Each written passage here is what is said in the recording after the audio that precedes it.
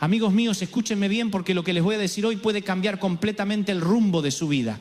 ¿Sabían ustedes que hay personas que van por la vida pidiendo bendiciones a Dios, suplicando, rogando, haciendo cadenas de oración, ayunando, diezmando religiosamente y sin embargo las bendiciones parecen esquivarlos como si fueran una plaga? Esto está pasando ahora mismo en miles de hogares alrededor del mundo y la razón no es lo que ustedes piensan.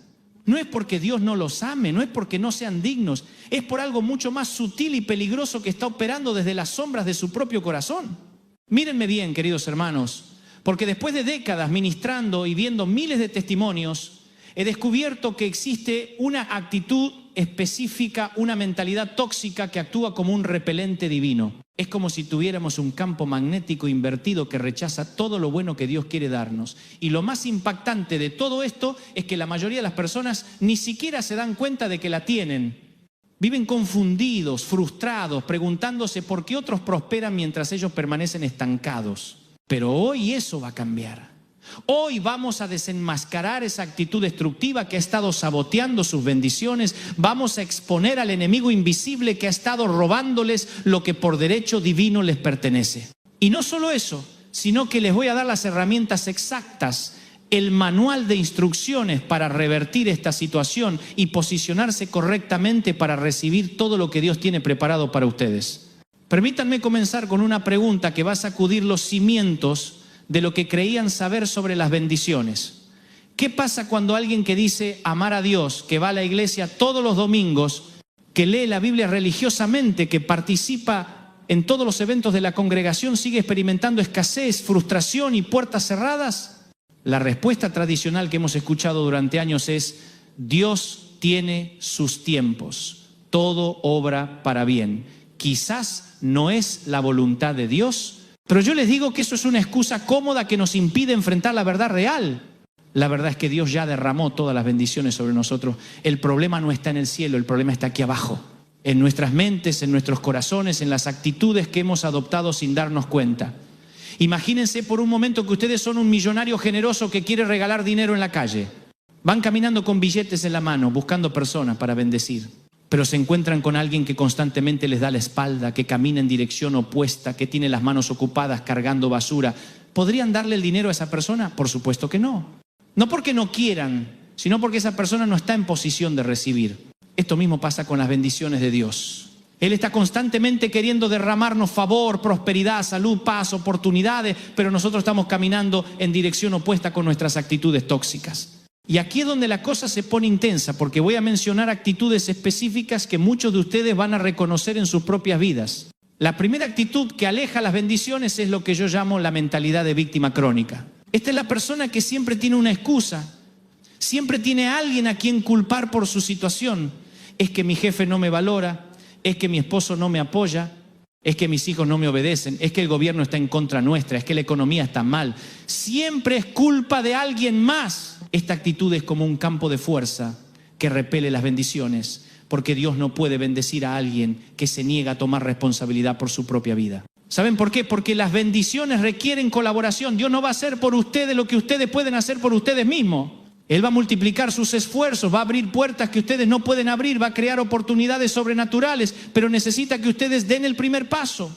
Y el primer paso es dejar de ser víctimas y convertirse en protagonistas de su propia historia.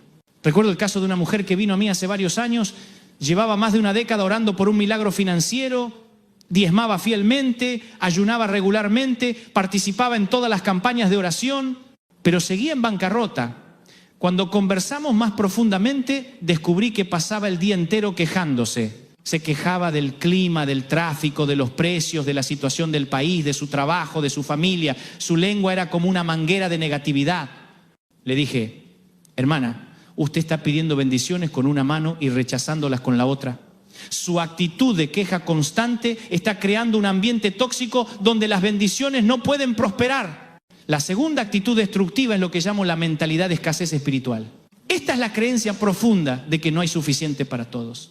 De que si Dios bendice a otros significa que hay menos para mí. Es la actitud de la envidia disfrazada de espiritualidad. ¿Por qué Dios bendijo a fulano y no a mí?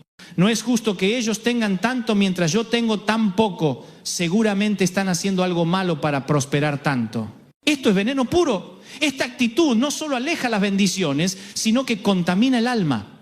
Porque cuando ustedes se alegran genuinamente por las bendiciones de otros, se están posicionando en la misma frecuencia de bendición. Pero cuando sienten envidia, resentimiento o amargura por la prosperidad ajena, están declarando que creen en un Dios tacaño, limitado, que tiene que elegir entre bendecir a unos u otros. La tercera actitud que debemos erradicar es la mentalidad del derecho adquirido sin obediencia. Muchas personas creen que por ser hijos de Dios, por congregarse, por diezmar, automáticamente merecen todas las bendiciones sin tener que alinearse con los principios divinos. Es como querer cosechar sin sembrar, como querer los beneficios del ejercicio sin hacer ejercicio, como querer aprobar el examen sin estudiar. Las bendiciones de Dios no son automáticas, son condicionales.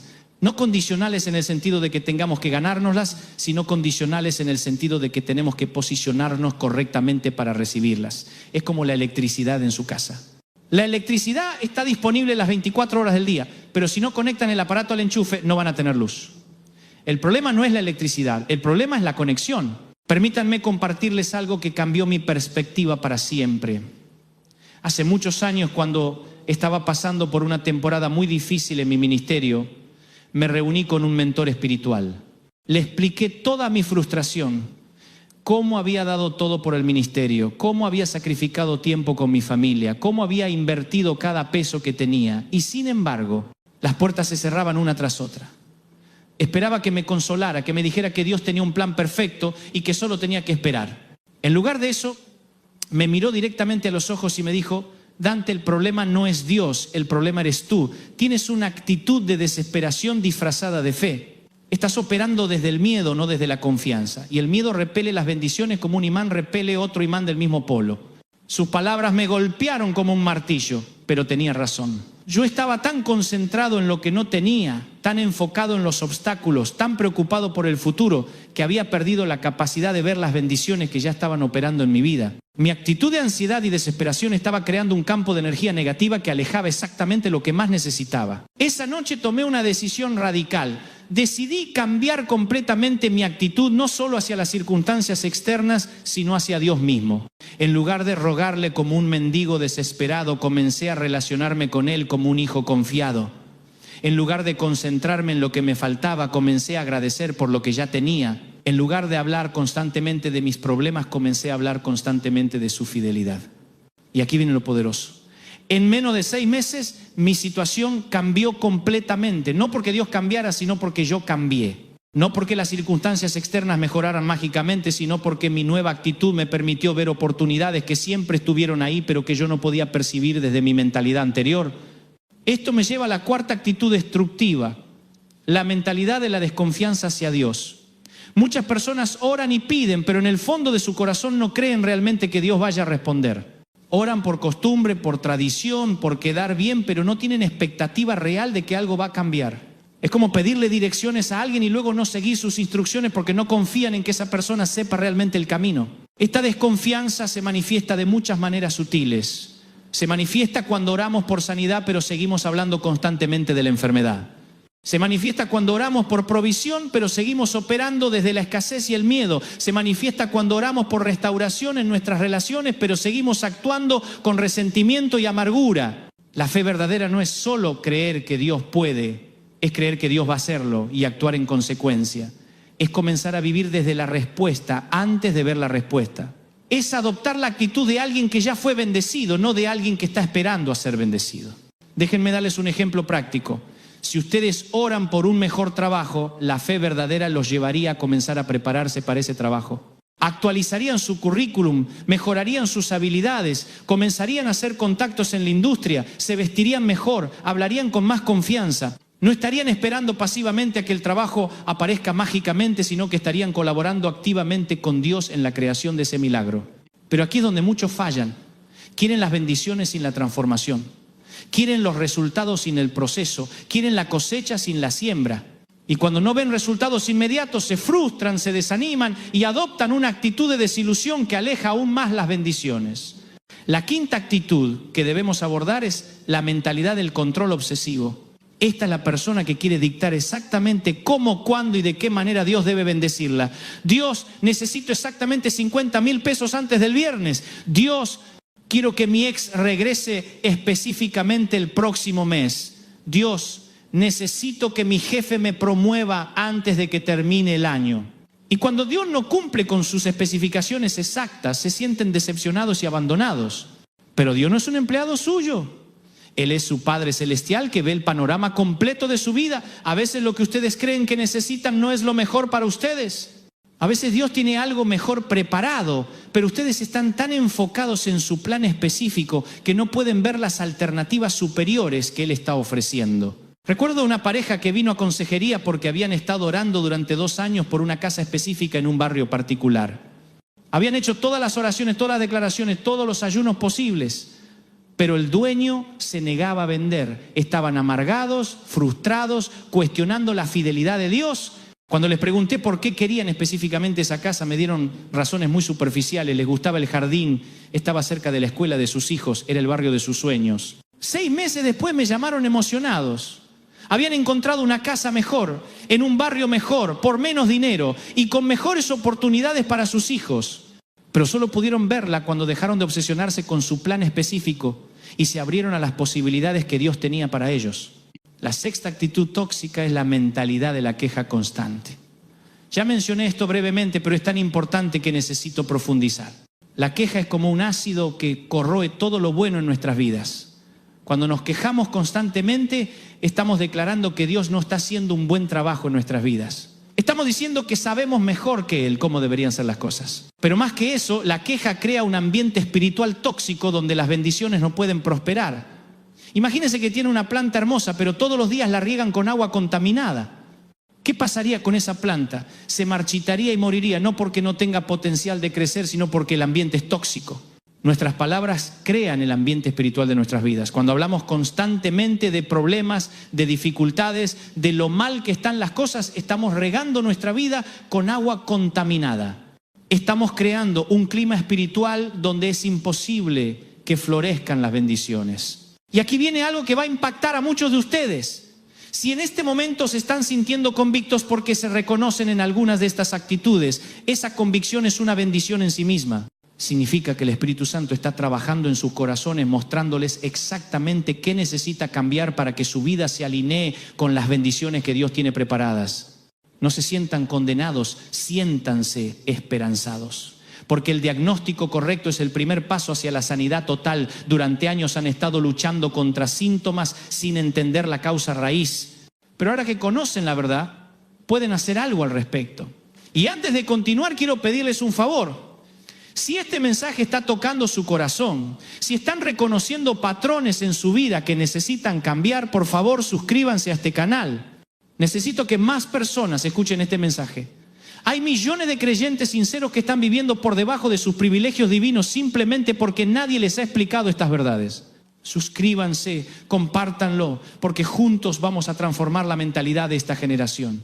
Ahora, habiendo identificado las actitudes que alejan las bendiciones, necesitamos hablar de las actitudes que las atraen, porque no basta con eliminar lo negativo, tenemos que cultivar activamente lo positivo. Es como limpiar un jardín de maleza, no basta con arrancar la maleza, hay que plantar flores buenas en su lugar. La primera actitud que atrae bendiciones es la gratitud radical. No estoy hablando de decir gracias de vez en cuando. Estoy hablando de desarrollar un estilo de vida de gratitud tan profundo y genuino que transforme completamente su perspectiva de la realidad. La gratitud radical significa encontrar razones para agradecer incluso en las circunstancias más difíciles. No porque sean masoquistas, sino porque entienden que Dios está trabajando todas las cosas para su bien, incluso cuando no pueden ver el panorama completo. Permítanme contarles sobre una mujer extraordinaria que conocí hace varios años. Había perdido a su esposo en un accidente, se había quedado sola con 3 hijos pequeños, había perdido su casa por las deudas y estaba trabajando en 2 empleos para sobrevivir. Cuando la conocí esperaba encontrar a una persona amargada, resentida, llena de quejas contra Dios y la vida. En cambio, me encontré con la persona más radiante y llena de fe que había conocido en mucho tiempo. Cuando le pregunté cómo mantenía esa actitud en medio de tantas dificultades, me dijo algo que nunca voy a olvidar. Pastor Dante, todos los días escribo en un cuaderno 10 cosas por las cuales estoy agradecida. Algunos días es difícil, pero siempre encuentro 10. Y he descubierto que mientras más agradezco, más razones me da Dios para agradecer. Esa mujer entendía algo que muchos no entienden. La gratitud no es el resultado de las bendiciones. La gratitud es el imán que atrae las bendiciones. Cuando desarrollamos un corazón genuinamente agradecido, cambiamos nuestra frecuencia espiritual. Comenzamos a sintonizar con las bendiciones que siempre estuvieron ahí, pero que no podíamos percibir desde la negatividad. La segunda actitud que atrae bendiciones es la confianza absoluta en el carácter de Dios. Esto va más allá de creer que Dios existe o que Dios es poderoso. Es creer firmemente que Dios es bueno, que Dios los ama incondicionalmente, que Dios siempre está trabajando a favor de ustedes, nunca en contra de ustedes. Esta confianza se manifiesta en la forma como interpretan las circunstancias de su vida. Cuando algo sale mal, en lugar de preguntarse ¿por qué me pasa esto a mí?, se preguntan ¿qué está tratando de enseñarme Dios a través de esto? ¿O cómo va a usar Dios esta situación para bendecirme? Es la diferencia entre vivir como huérfanos espirituales o vivir como hijos amados. Los huérfanos siempre están inseguros, siempre están preocupados por su futuro, siempre están compitiendo por recursos limitados, pero los hijos viven con la confianza de que su Padre Celestial los ama, los cuida y siempre va a proveer para ellos. La tercera actitud poderosa es la generosidad estratégica. Y aquí van a escuchar algo que va a confrontar la teología de muchos. La generosidad no es solo dar dinero en la iglesia. La generosidad es un estilo de vida que se manifiesta en todas las áreas. Generosidad con su tiempo, generosidad con sus palabras de aliento, generosidad con su perdón, generosidad con su servicio, generosidad con sus talentos. Cuando ustedes viven generosamente, están operando bajo la ley espiritual de la siembra y la cosecha. No están dando para recibir, pero están reconociendo que en el reino de Dios lo que siembran es lo que cosechan. Si siembran escasez, van a cosechar escasez. Si siembran generosidad, van a cosechar abundancia. Pero aquí está el secreto que pocos entienden. La generosidad más poderosa es la generosidad que se da cuando ustedes sienten que no tienen nada que dar. Esa es la generosidad que rompe los ciclos de escasez y libera bendiciones sobrenaturales. Recuerdo la historia bíblica de la viuda de Sarepta. Estaba en su última comida, literalmente preparándose para morir de hambre junto con su hijo. Cuando el profeta Elías le pidió comida, ella tenía todas las excusas del mundo para decir que no. Pero decidió ser generosa con lo poco que tenía. Y esa generosidad desató un milagro de provisión que duró toda la hambruna. La cuarta actitud que atrae bendiciones es la mentalidad de crecimiento espiritual. Esta es la actitud de alguien que entiende que las bendiciones no son solo para disfrutarlas, sino para crecer a través de ellas. Que cada bendición viene con una responsabilidad. Que Dios nos bendice no solo para nuestro bienestar personal, sino para que seamos de bendición a otros. Cuando ustedes adoptan esta mentalidad, se convierten en administradores confiables de las bendiciones divinas. Y Dios puede confiar más bendiciones a administradores confiables. Es como el patrón que le da más responsabilidades al empleado que demostró ser fiel con las responsabilidades pequeñas. La quinta actitud transformadora es la persistencia inteligente. Muchas personas confunden la persistencia con la insistencia. La insistencia es repetir la misma oración 1000 veces esperando que Dios cambie de opinión. La persistencia inteligente es continuar confiando en Dios mientras toman acciones coherentes con su fe. Es como el agricultor que siembra una semilla. No va todos los días a desenterrar la semilla para ver si ya creció. Confía en el proceso, riega la tierra, la cuida, la protege y espera pacientemente el tiempo de la cosecha. Pero su paciencia no es pasiva, es una paciencia activa que hace su parte mientras confía en que Dios hará la suya. La sexta actitud crucial es la alabanza en medio de la tormenta. Esta es quizás la actitud más poderosa para desatar bendiciones sobrenaturales. Cuando ustedes alaban a Dios en medio de las dificultades, están declarando que su fe es más grande que sus circunstancias. Están proclamando que confían en Dios independientemente de lo que puedan ver o sentir. La alabanza en la tormenta no es negar la realidad de los problemas. Es reconocer una realidad más grande, que Dios es más poderoso que cualquier problema que puedan enfrentar. Es como encender una luz en medio de la oscuridad. La luz no niega que hay oscuridad, pero demuestra que la oscuridad no tiene poder sobre la luz. Déjenme contarles algo personal que ilustra perfectamente esto. Hace varios años, mi familia pasó por una crisis financiera severa. Habíamos invertido todo en un proyecto ministerial que fracasó por circunstancias fuera de nuestro control. Perdimos nuestra casa, tuvimos que vender nuestros autos y por primera vez en muchos años no sabíamos cómo íbamos a pagar las cuentas del mes siguiente. Una noche, cuando todo parecía perdido, mi esposa y yo tomamos una decisión radical. En lugar de quedarnos lamentando, nos pusimos música de adoración y comenzamos a alabar a Dios en nuestra sala vacía. Alabamos por su fidelidad pasada, alabamos por su amor incondicional, alabamos porque sabíamos que Él tenía un plan mejor del que podíamos imaginar. En ese momento de alabanza genuina, algo cambió en nuestra atmósfera espiritual. No cambió inmediatamente nuestra situación externa, pero cambió completamente nuestra perspectiva interna. Dejamos de sentir miedo y comenzamos a sentir expectativa. Dejamos de ver obstáculos y comenzamos a ver oportunidades. En las siguientes semanas comenzaron a suceder una serie de coincidencias que nos llevaron a oportunidades ministeriales que nunca habríamos imaginado. Personas que no habíamos visto en años nos llamaron con propuestas de trabajo. Puertas que parecían cerradas permanentemente se abrieron de par en par. Y en menos de 6 meses no solo habíamos recuperado todo lo que habíamos perdido, sino que estábamos en una posición mejor de la que habíamos estado antes. Pero lo más importante no fue la restauración externa, sino la transformación interna. Aprendimos que las bendiciones de Dios no dependen de nuestras circunstancias, sino de nuestra actitud hacia Él. Aprendimos que la alabanza genuina es como una llave maestra que abre puertas que ninguna otra cosa puede abrir. Y aquí viene algo que va a revolucionar su entendimiento. Las bendiciones de Dios no son solo materiales. De hecho, las bendiciones más poderosas son espirituales y emocionales. Es la paz que trasciende todo entendimiento. Es la alegría que no depende de las circunstancias. Es la confianza que viene de saber que son hijos amados del Rey del universo. Cuando ustedes comprenden esto, dejan de perseguir las bendiciones como si fueran trofeos que necesitan ganar y comienzan a vivir desde las bendiciones como una realidad que ya poseen. Dejan de actuar como mendigos espirituales y comienzan a actuar como herederos del reino. La séptima actitud que atrae bendiciones es la humildad genuina. Y aquí necesito hacer una distinción importante entre la humildad y la falsa humildad. La falsa humildad dice, no merezco nada bueno, soy un gusano, no soy digno de las bendiciones de Dios. La humildad genuina dice, por mí mismo no merezco nada, pero por la gracia de Dios soy heredero de todas sus promesas. La humildad genuina reconoce que todas las bendiciones son regalos inmerecidos de un Dios amoroso. Pero también reconoce que rechazar esos regalos no es humildad, es insultar la generosidad del dador. Es como si alguien les regalara $1.000.000 y ustedes dijeran, no, no puedo aceptarlo porque no lo merezco. Esa no es humildad, esa falsa humildad que rechaza la bondad del dador.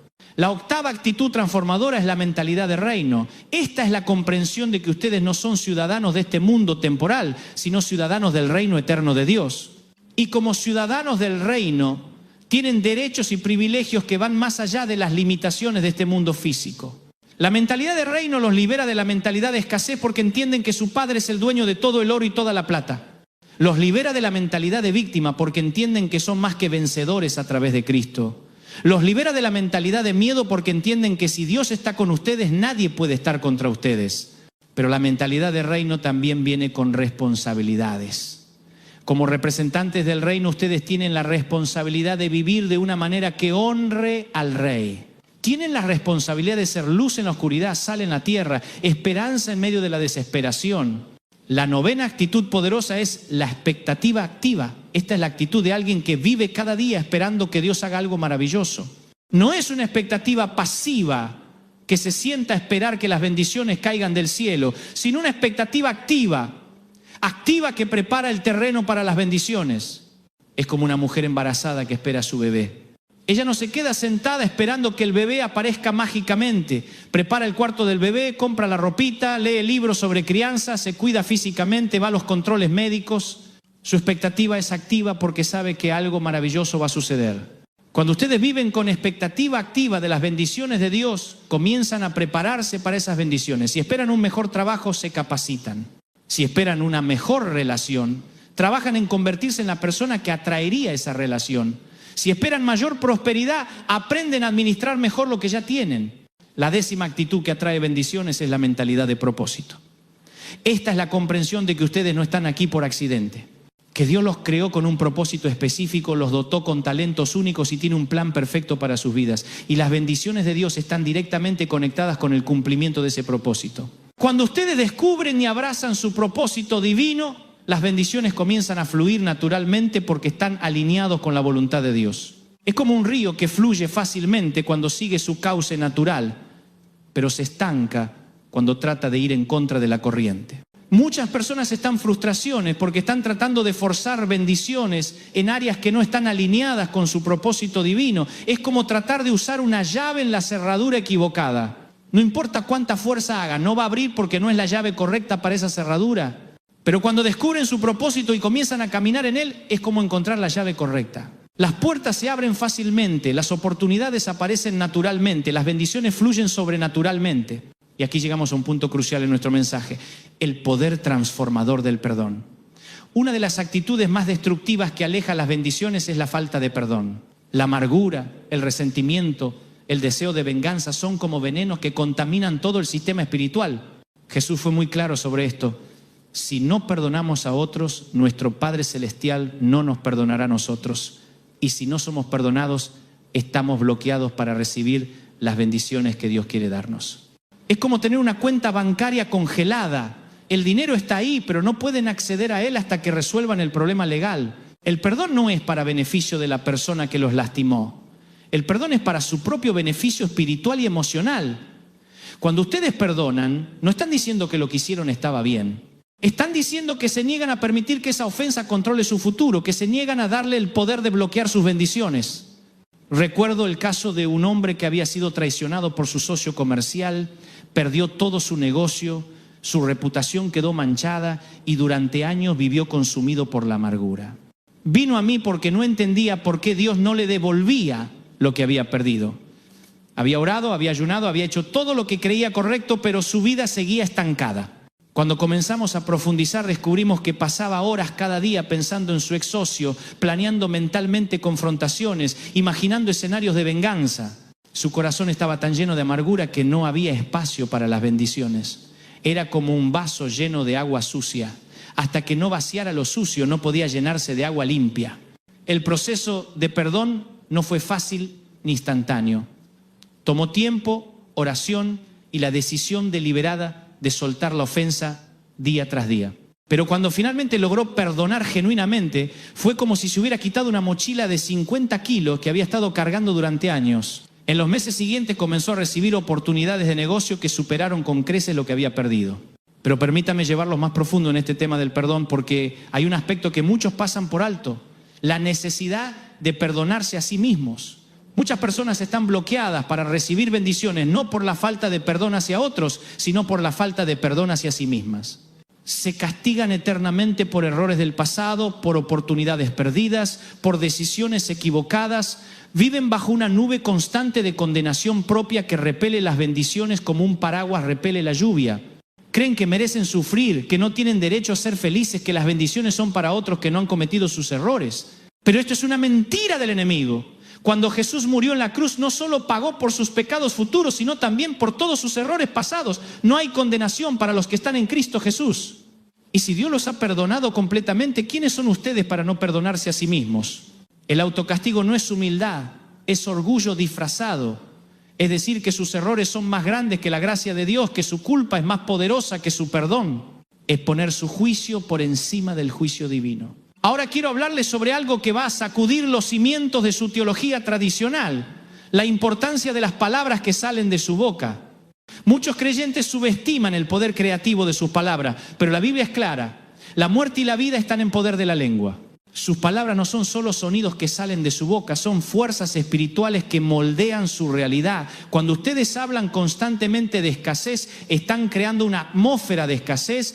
Cuando hablan constantemente de enfermedad, están fortaleciendo el espíritu de enfermedad. Cuando hablan constantemente de fracaso, están programando su mente subconsciente para el fracaso. Pero cuando comienzan a alinear sus palabras con las promesas de Dios, cuando comienzan a hablar bendición sobre sus vidas, cuando comienzan a declarar la verdad de Dios por encima de sus circunstancias temporales, están liberando el poder creativo de Dios en sus situaciones. Esto no es pensamiento positivo o ley de atracción. Esto es fe bíblica en acción. Es creer que Dios es tan poderoso que sus promesas pueden manifestarse a través de las palabras de fe que salen de la boca de sus hijos. Déjenme darles ejemplos prácticos de cómo cambiar el lenguaje para traer bendiciones. En lugar de decir nunca tengo dinero, digan Dios es mi proveedor y todas mis necesidades están suplidas conforme a sus riquezas en gloria. En lugar de decir siempre me enfermo, digan por sus llagas soy sano y la salud de Dios fluye por todo mi cuerpo. En lugar de decir mi matrimonio está mal, digan Dios está restaurando mi matrimonio y llenándolo de su amor. Al principio esto puede sentirse artificial, como si estuvieran mintiendo, negando la realidad. Pero no están negando la realidad temporal, están declarando la realidad espiritual que es más real y más poderosa que cualquier circunstancia física. Es como un agricultor que planta una semilla en tierra seca. Si alguien le pregunta qué está haciendo, él no dice estoy plantando en tierra seca. Dice, estoy plantando una cosecha. Él ve la cosecha que va a venir, no solo la tierra seca que está viendo ahora. Y aquí viene algo revolucionario, el poder de la visualización espiritual. Dios le dijo a Abraham que mirara las estrellas del cielo y la arena del mar para ayudarle a visualizar la promesa de descendencia. Le dijo a Ezequiel que viera los huesos secos como un ejército poderoso.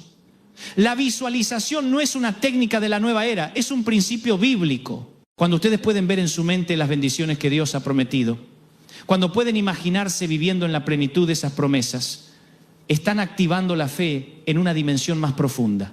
Están permitiendo que su espíritu se conecte con las realidades del reino espiritual que aún no han manifestado en el reino físico. Pero cuidado, esto debe estar basado en promesas bíblicas, no en fantasías personales. No pueden visualizar algo que contradiga la palabra de Dios y esperar que Él lo bendiga. Pero sí pueden visualizar todo lo que Él ya ha prometido en su palabra. Permítanme compartir con ustedes uno de los secretos más poderosos para traer bendiciones, el principio de la honra. La forma como ustedes tratan a otros, especialmente aquellos en autoridad sobre ustedes, tiene un impacto directo en las bendiciones que reciben. La Biblia dice que honremos a padre y madre para que nos vaya bien y tengamos larga vida sobre la tierra. Pero este principio se extiende más allá de los padres. Se aplica a todas las autoridades que Dios ha puesto en nuestras vidas, jefes, pastores, maestros, gobierno. Cuando ustedes honran a las autoridades, incluso cuando no son perfectas, están honrando el principio de autoridad que Dios estableció. Y cuando honran ese principio, Dios honra sus vidas con bendiciones. Esto no significa que tengan que estar de acuerdo con todo lo que hacen las autoridades o que tengan que obedecer órdenes que contradigan la palabra de Dios. Significa que mantienen una actitud de respeto y honra, que hablan con respeto de ellos, que oran por ellos en lugar de maldecirlos. He visto personas que han estado estancadas en sus trabajos durante años porque constantemente critican, murmuran y se quejan de sus jefes. Están violando el principio de honra y esto está bloqueando sus bendiciones profesionales. No es que sus jefes sean perfectos, pero la actitud deshonrosa está creando un techo espiritual sobre sus vidas. Otro aspecto crucial para traer bendiciones es el manejo correcto del tiempo. Muchas personas oran por bendiciones, pero desperdician el tiempo que Dios les ha dado. El tiempo es uno de los recursos más valiosos que Dios nos da y la forma como lo administramos refleja nuestro nivel de mayordomía espiritual. Cuando ustedes utilizan su tiempo sabiamente, cuando priorizan las cosas importantes sobre las urgentes, cuando invierten tiempo en su crecimiento personal y espiritual, están demostrando que son administradores confiables y Dios puede confiar más bendiciones a administradores confiables. Esto incluye el tiempo que pasan en oración, en el estudio de la palabra, en adoración, en servicio a otros. No es legalismo, es reconocer que el tiempo invertido en las cosas del reino produce dividendos eternos. También quiero hablarles sobre la importancia de la integridad personal. La integridad no es solo ser honesto cuando otros están mirando, es ser honesto cuando nadie más lo sabrá nunca. Es pagar sus deudas aunque nadie los pueda obligar. Es cumplir sus promesas aunque sea incómodo. Es hacer lo correcto aunque nadie lo reconozca. La integridad crea una base sólida sobre la cual Dios puede edificar bendiciones duraderas. Sin integridad las bendiciones pueden venir, pero no van a permanecer. Es como construir una casa sobre arena en lugar de sobre roca. He conocido personas que han recibido bendiciones sobrenaturales, pero las perdieron rápidamente porque no tenían el carácter para sostenerlas. Dios no va a bendecir con recursos a alguien que no ha demostrado fidelidad con recursos menores. Permítame hablarles también sobre el poder de la asociación correcta. Las personas con las que ustedes se rodean tienen una influencia tremenda en el tipo de bendiciones que atraen a sus vidas.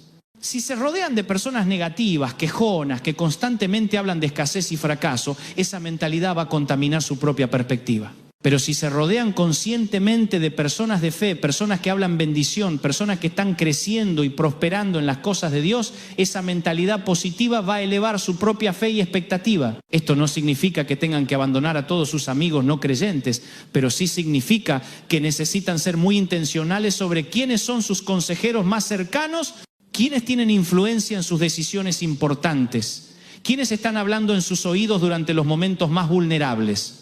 Y aquí llegamos a un punto que va a desafiar a muchos, la importancia de la disciplina personal.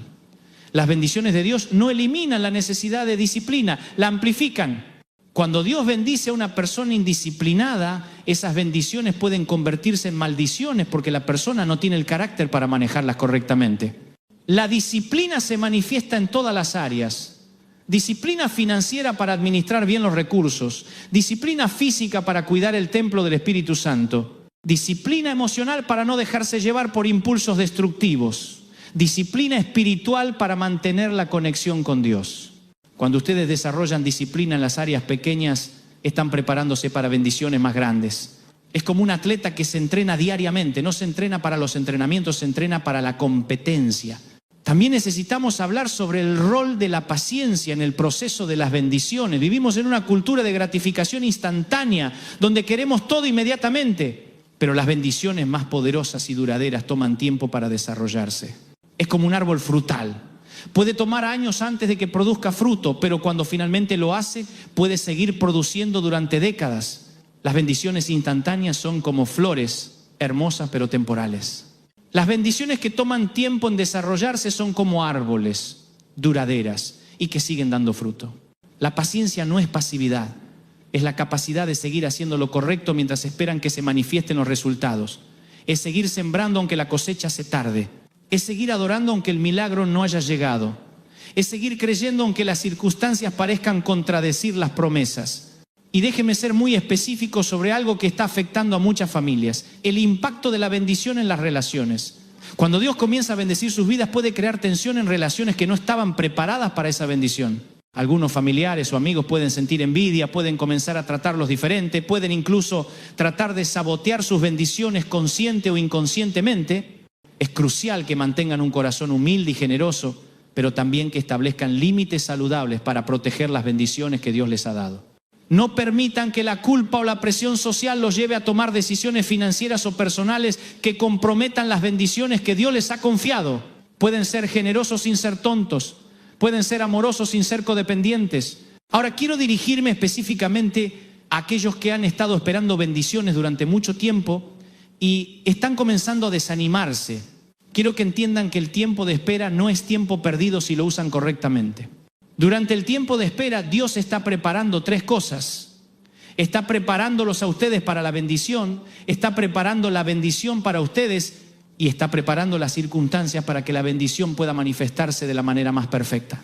Si la bendición llegara antes de tiempo, podría destruirlos en lugar de bendecirlos. Si llegara después de tiempo, podrían haber perdido la oportunidad de maximizar su impacto. Pero cuando llega en el tiempo perfecto de Dios, es como una sinfonía donde cada nota suena en el momento exacto para crear la armonía perfecta. Y para aquellos que están luchando con dudas sobre si realmente merecen ser bendecidos, déjeme ser muy claro, las bendiciones de Dios no están basadas en nuestro mérito, están basadas en su gracia. No se trata de si son lo suficientemente buenos, se trata de si están dispuestos a recibir lo que Él quiere dar. Es como un padre que quiere darle un regalo a su hijo. El padre no está preguntándose si el hijo merece el regalo, está preguntándose si el hijo está dispuesto a recibirlo con gratitud y usarlo responsablemente. Su dignidad para las bendiciones no viene de su perfección, viene de su posición como hijos amados de Dios. Y esa posición no puede ser ganada ni perdida, fue establecida por la sangre de Jesús en la cruz del Calvario. Permítame cerrar este mensaje con una declaración profética sobre sus vidas. Siento en mi espíritu que Dios me está mostrando que hay personas escuchando este mensaje que están al borde de un avance sobrenatural. Han estado pasando por una temporada de preparación, de prueba, de refinamiento y están a punto de entrar en una temporada de bendición como nunca antes han experimentado. Pero para que esa bendición se manifieste completamente necesitan hacer algunos ajustes finales en sus actitudes. Necesitan soltar completamente las ofensas del pasado. Necesitan abrazar totalmente la esperanza del futuro. Necesitan alinear completamente sus palabras con las promesas de Dios. Dios está a punto de abrir puertas que han estado cerradas durante años. Está a punto de restaurar relaciones que parecían imposibles de sanar. Está a punto de proveer recursos que van a sorprenderlos por su abundancia. Está a punto de elevarlos a posiciones de influencia que van a permitirles impactar a miles de personas. Pero todo esto requiere que ustedes mantengan la actitud correcta durante esta transición. No se desanimen si las cosas parecen empeorar antes de mejorar. A veces Dios tiene que remover las bendiciones falsas para hacer espacio para las bendiciones verdaderas. A veces tiene que cerrar puertas que parecían buenas para abrir puertas que son perfectas. Confíen en el proceso. Confíen en el tiempo de Dios. Confíen en su amor incondicional por ustedes y mientras esperan, sigan cultivando las actitudes que atraen bendiciones. gratitud, generosidad, fe, esperanza, amor.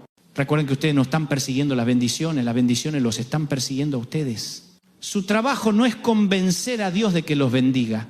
Su trabajo es posicionarse correctamente para recibir las bendiciones que Él ya está derramando.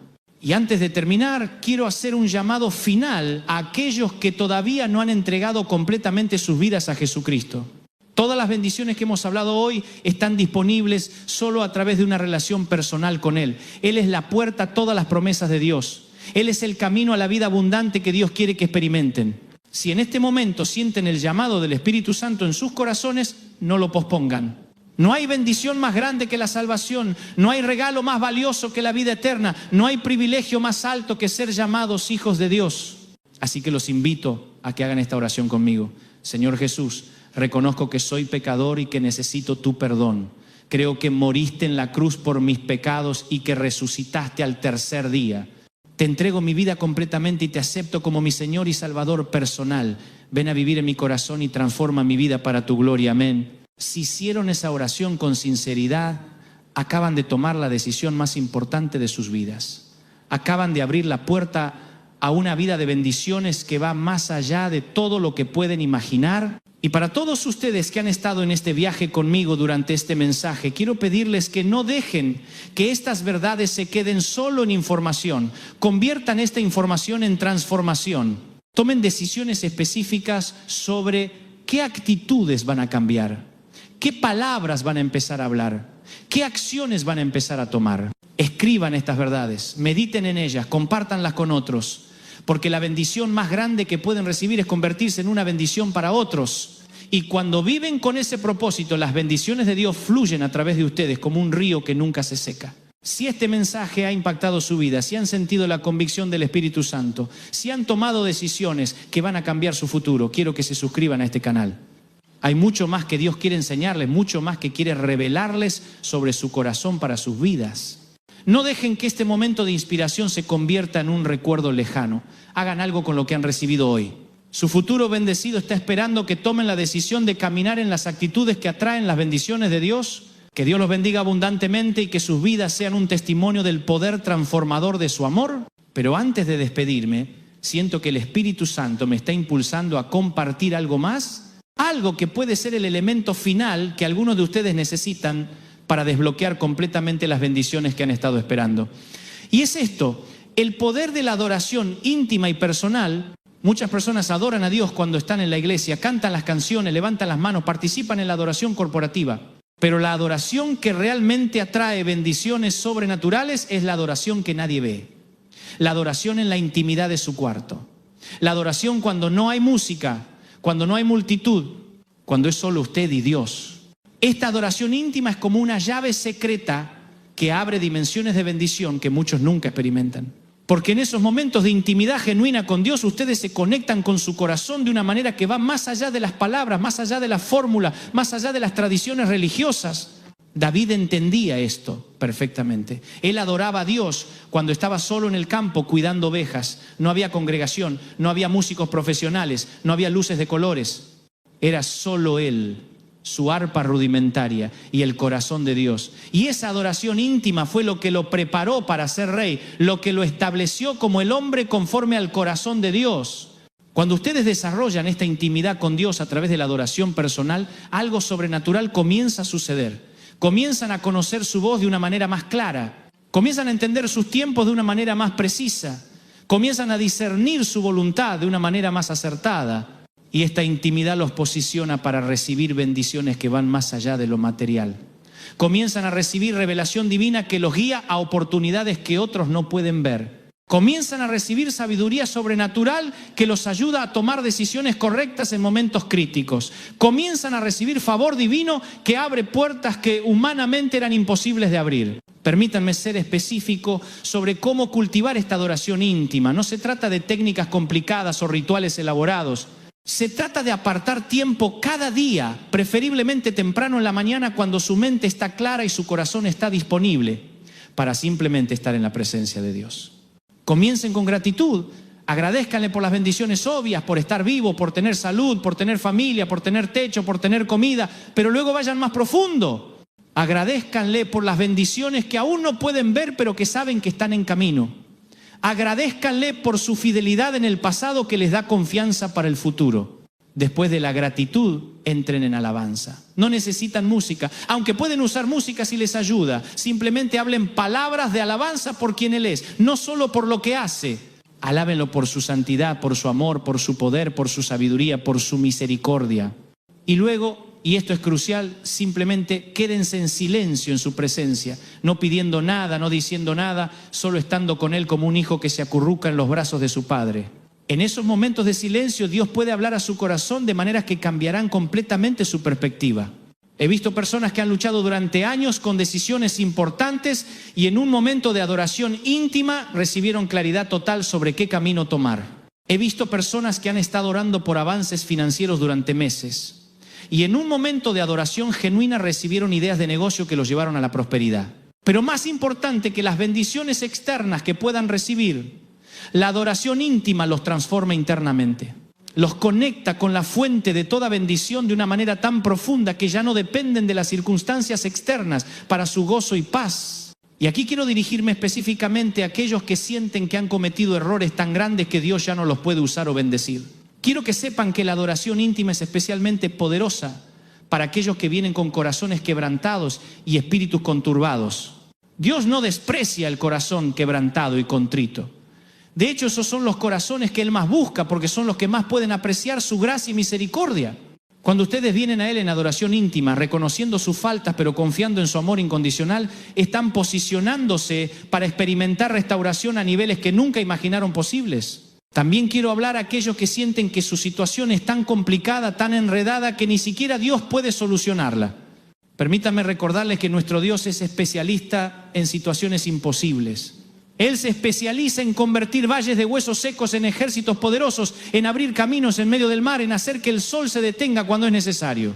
Su situación, por complicada que sea, no es más grande que el poder de Dios. Su problema, por enredado que esté, no es más complejo que la sabiduría divina. Su dolor, por profundo que sea, no es más intenso que el amor sanador de Dios. Pero para experimentar este poder transformador en su situación específica, necesitan cultivar una expectativa activa durante su tiempo de adoración íntima. No adoren solo por adorar, adoren esperando que Dios se mueva sobrenaturalmente en sus circunstancias. Es como la diferencia entre una conversación casual con un amigo y una conversación intencional con alguien que tiene el poder y la voluntad de ayudarlos con su problema más grande. Ambas conversaciones pueden ser agradables, pero una tiene el potencial de cambiar completamente su vida. Y finalmente quiero dejarlos con este pensamiento poderoso. Las bendiciones más grandes que Dios tiene para ustedes no son las que pueden pedir, sino las que ni siquiera pueden imaginar. Pablo dice que Dios puede hacer mucho más abundantemente de lo que pedimos o entendemos.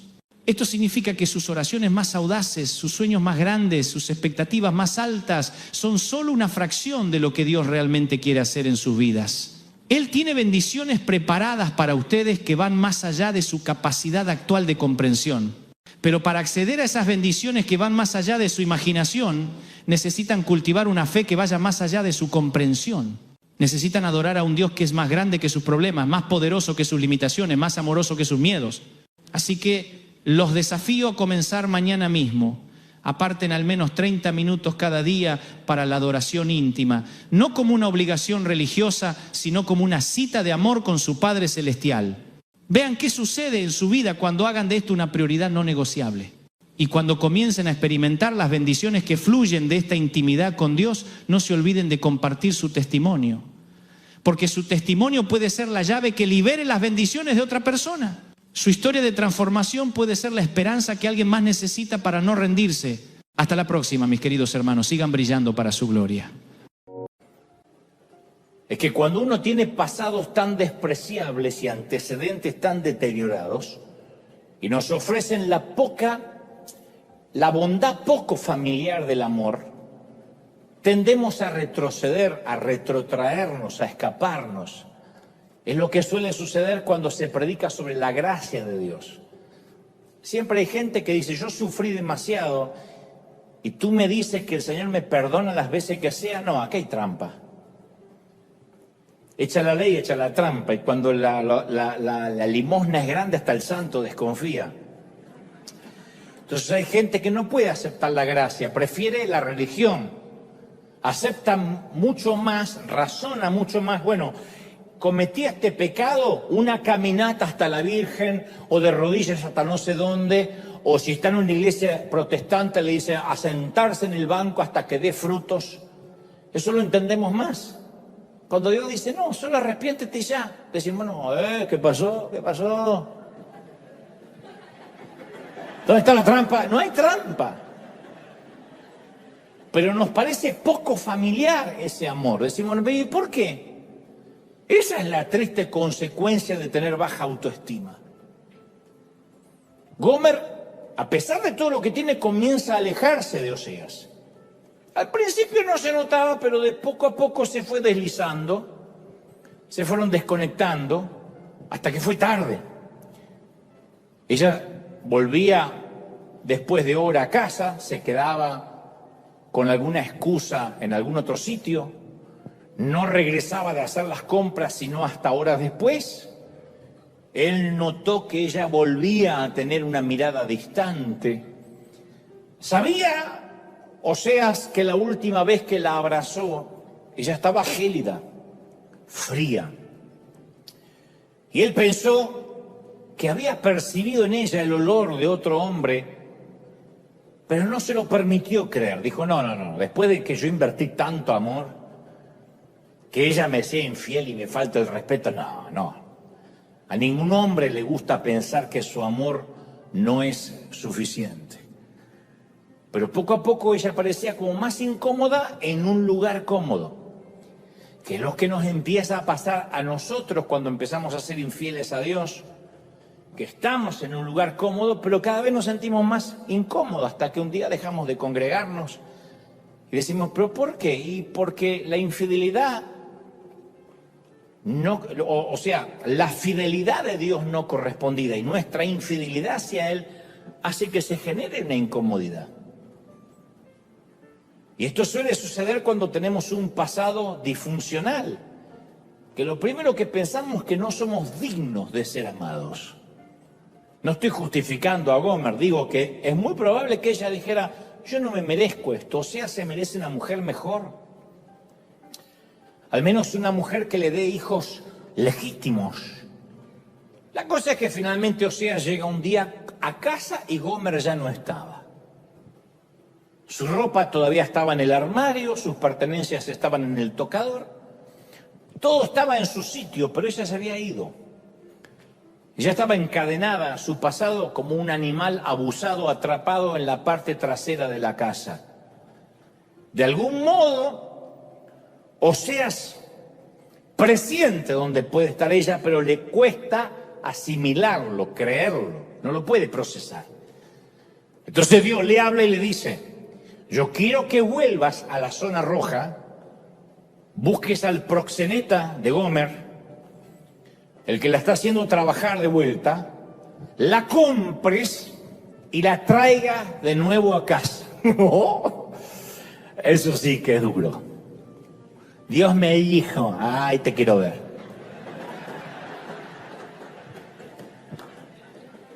O sea, dice, pero a ver, ella ya barrió el piso con mi corazón.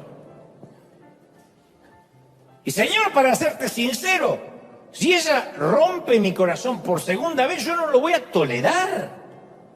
Y Dios le dice, bien, ahora sabes cómo yo me siento. Yo le dije 1000 veces a mi pueblo, yo voy a ser tu Dios. Te amaré, cuidaré de ti, te alimentaré. Voy a estar siempre cerca tuyo, te haré fuerte. Y siempre me pagas con infidelidad. Apenas puedes, te vas tras dioses paganos. Apenas puedes, el sueño americano, el dinero, el crédito es más importante que yo, o las maratones de Netflix. Oseas, le dice Dios, tú tienes el corazón destrozado porque alguien a quien tú amabas sin que se lo merezca, no cumplió sus compromisos para contigo. Y te duele más porque ella era alguien que no se merecía lo que le diste. No es que la fuiste a buscar a Harvard. La fuiste a buscar a un prostíbulo. Se supone que debería agradecerte todos los días de su vida, no mandarse a mudar, ¿no es cierto? Violó tu confianza, ok. Violó tu confianza, o sea, ¿sí o no? Sí. Ok. Yo, dice Dios, he recibido millones de esos golpes arteros y taimados de parte de mis hijos. No se merecían que yo los amara. Sin embargo, apenas pueden, me traicionan. Mi corazón está acribillado con las balas de la infidelidad. Y aquí otra vez todos nos volvemos a parecer a Gomer. Nos sentamos en la iglesia y decimos, Señor, yo voy a dejar ese pecado. Voy a dar el paso que has estado esperando que dé por fin. Te prometo que lo voy a hacer. Y hacemos promesas y Dios nos toca y decimos nunca más y a partir de ahora, etc.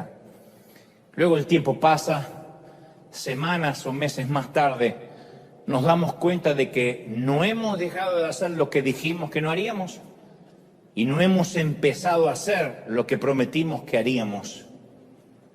Y siempre estamos como aquellos que dicen el lunes empiezo la dieta, la semana que viene comienzo a hacer ejercicio, el año que viene voy a consagrarme a Dios. Sí. No, el mes que viene, no, tal vez a fin de año. Yo cuando leo la historia de Oseas me doy cuenta de que mi desobediencia deja a Dios sin respiración, le quita el oxígeno. Él sufre profundamente por cada una de nuestras infidelidades. Nos enoja, no es que nos quiere fulminar porque nos ama, pero la sufre como se sufre cualquier infidelidad, especialmente cuando has sido fiel y no eres correspondido. Oseas sale de su casa, se dirige otra vez a la zona roja. Qué ridículo, ¿no? Que este profeta baje a un nivel más profundo de lo que ya bajó, que tome una linterna y corra en la noche buscando a su esposa. No se lo merece este hombre. ¿Cómo va a explicarle a sus amigos que su amor no fue suficiente para mantenerla en casa? Porque todo el mundo va a pensar, ¿qué no le diste? ¿Qué le faltó? Un hombre no debería, a priori, tener que preguntarle a sus amigos acerca del paradero de su esposa. Así que es muy fácil imaginar a alguien diciéndole, yo te lo dije. U otro aconsejándole, Oseas, olvídala. Mi viejo, olvídala. De todos modos, es lo mejor. Ya está, ya cumpliste con Dios, te la quitaste de encima. Ahora sí, búscate una mujer a tu altura, como tú te lo mereces, eres trabajador, amas a Dios, eres íntegro. Pero hay algo en el amor que no olvida. Así que él corre de calle en calle, su voz se eleva, grita en la noche, es el sonido de la desesperación. Jesús dijo una vez que nuestro Dios es como un pastor que no puede dejar de buscar una oveja, aunque uno pensaría que ya está satisfecho con las 99 que tiene en el corral. Por eso digo que esta también es nuestra historia y esto es otro de los pecados en común que tenemos con Gomer. Yo me suelo esconder, tú te sueles esconder, eso hacemos. A veces nos escondemos de otras personas, a veces nos escondemos de Dios. En mi caso yo me escondo de la verdad y en cierto sentido me estoy escondiendo de mí mismo. Porque el estar roto y el esconderse suelen ser inseparables, son los gemelos siameses del alma caída.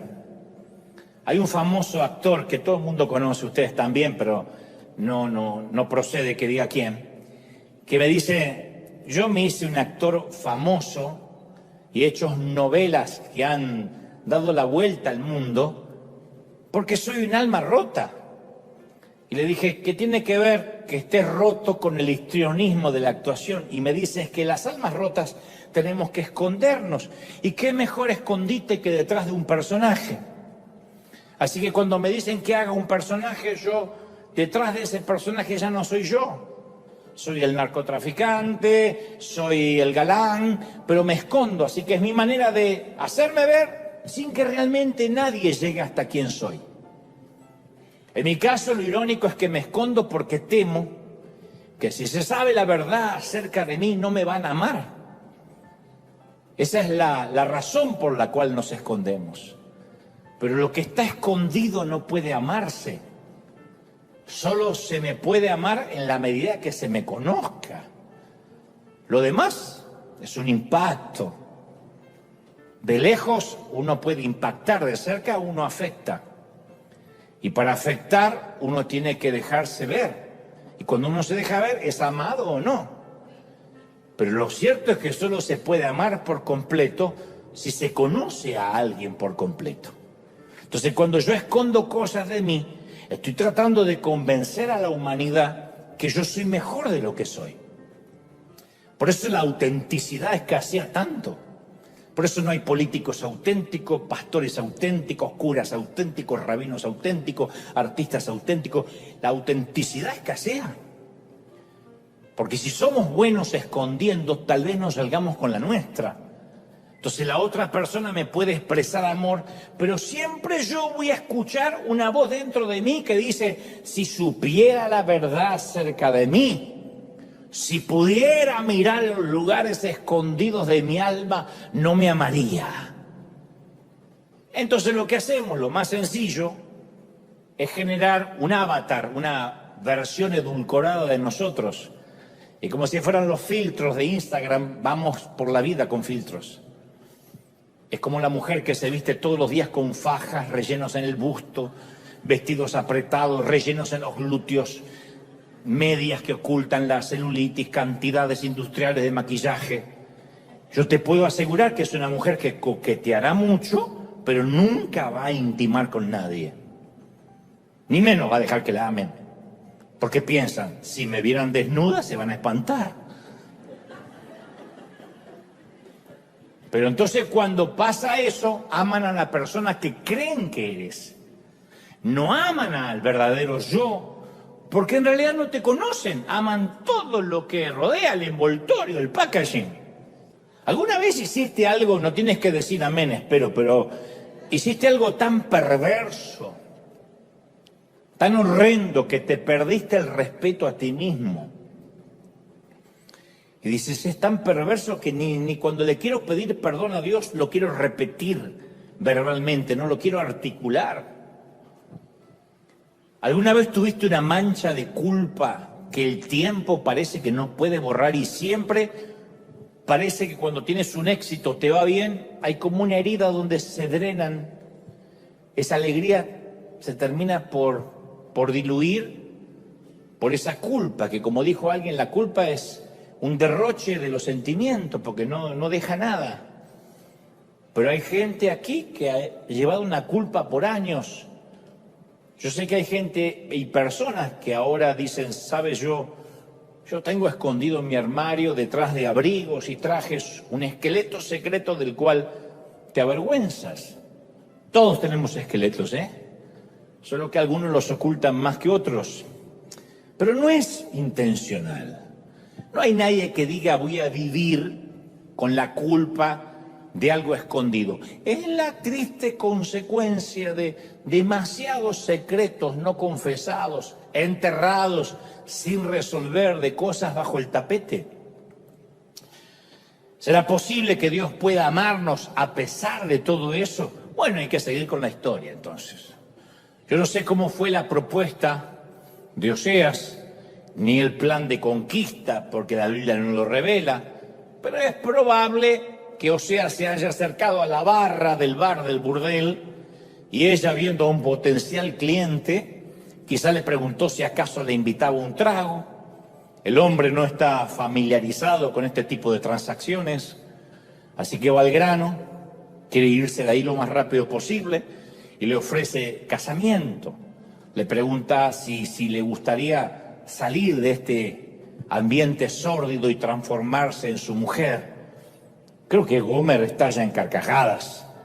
Creo que comparte el chiste con sus amigas, ¿no? A veces, algunas noches, suelen aparecer tipos raros como estos locos que buscan afectos y que se enamoran de las rameras. Así que ella le pone los puntos y le dice, te equivocaste, yo no soy la mujer para que tú te enamores.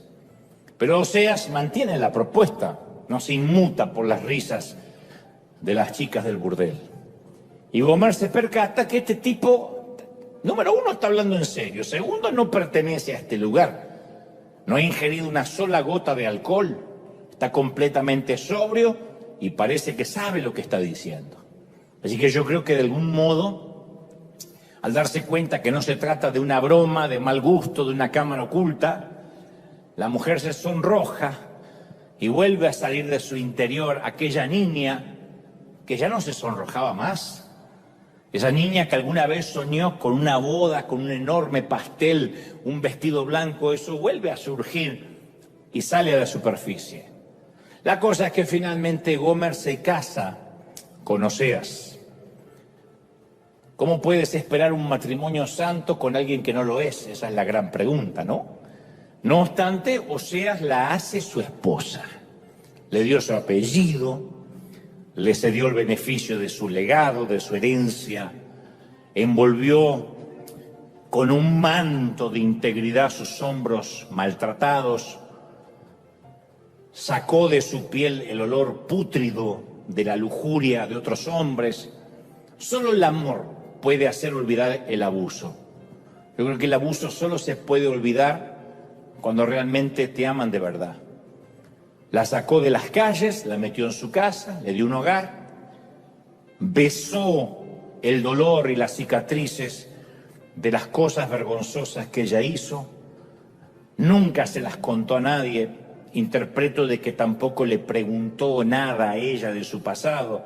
Dicen por ahí, en la cultura de los barrios, que los caballeros deberían no tener memoria y las mujeres no deberían tener pasado. Y este es el caso de Gomer, donde él no le hace preguntas. La cambió de lugar, que es todo lo que Dios también hizo por nosotros. Que nos cambió de identidad, de barrio, de geografía, de apellido. Oseas llevó a Gomer a los vecindarios a los que nunca le habían permitido entrar, porque ahora cambió también su vestimenta, la convierte en una dama, en una fémina, le dio dignidad, le dio identidad, le asignó identidad. Pero la Biblia narra que algo extraño comienza a suceder. Oseas y Gomer tuvieron hijos, pero la Biblia dice que ninguno se parecía al padre.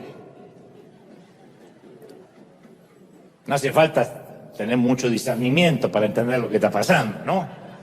La Biblia menciona que eran los hijos de la prostitución. Rara vez un hombre se siente cómodo siendo padres de niños que no son sus hijos legítimos, y menos si fueron concebidos mientras la mujer convivía con él. No sabemos a ciencia cierta si cuando Oseas conoce a Gomer, ella ya tenía los hijos o si los tuvo después estando con él.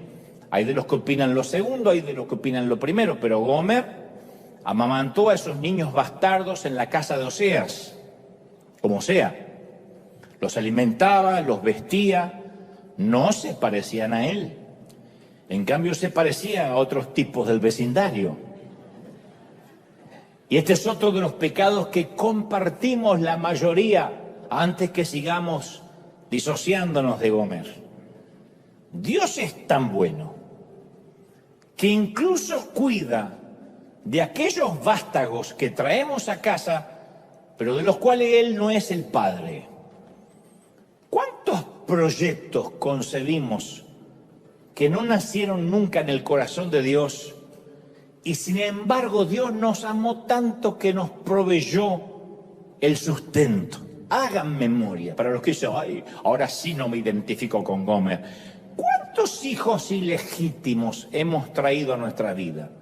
Hablo de esos hijos, de esos vástagos, que resultaron de nuestra infidelidad y nuestra falta de enfoque, las cosas que nos mandamos a hacer sin que Dios nos pidiera que la hiciéramos. Y los que piensan, bueno, es que yo no soy un robot que le tengo que preguntar todo a Dios. Yo estoy hablando de aquellas cosas que fuimos a orar diciendo, Señor, sálvame, ayúdame, cuando nunca le preguntamos si era su voluntad que lo emprendamos. Piensa en las audacias que nos lanzamos a hacer en la vida sin orar.